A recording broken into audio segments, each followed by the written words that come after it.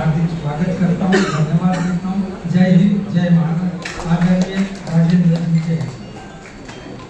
गोंदिया जिला राष्ट्रवादी कांग्रेस पार्टी की बैठक में उपस्थित गोंदिया जिले के पालक मंत्री और महाराष्ट्र के सहकार मंत्री माननीय बाबा साहेब पाटिल, गोंदिया जिला राष्ट्रवादी कांग्रेस पार्टी के तालुका के राष्ट्रवादी कांग्रेस पार्टी के महिला राष्ट्रवादी कांग्रेस पार्टी के सभी सेल के मार्गदर्शक, आज की सुबह इसलिए सभा रखी गई कि साहब को 2 दिन से यहाँ पर वो पूरे जिले का अलावा ले रहे हैं और अभी उनको वापस अपने मतदार संघ के बाद कल मुंबई और 19 तारीख को,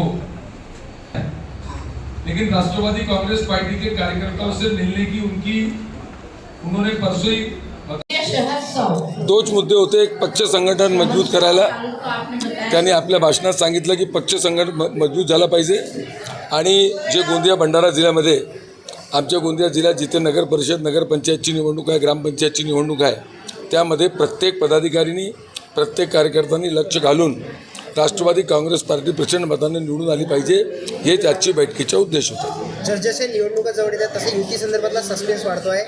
बाबासाहेब पटेल स्वतः एक पार्टीचे मोठे नेते आहेत, काही युती संदर्भात सूचक वक्तव्य केलं आहे का? काही युतीच्या संदर्भाबद्दल माझ्या माहितीप्रमाणे राज्य स्तरावर काहीच चर्चा झाली नाही आणि युती संदर्भात जे माननीय नेते प्रफुल्ल पटेल ठरवतील त्याप्रमाणे आम्ही गोंदिया भंडारामध्ये काम करणार। लागावं, सर्वसामान्य माणसाचे प्रश्न सोडावेत, या कार्यालयामधून महिला, तरुण, ओबीसी, अल्पसंख्याक समाजाला न्याय भेटावा, अशा प्रकारच्या आम्ही कार्यकर्त्याला सूचना दिलेल्या आहेत आणि ते कामाला लागले।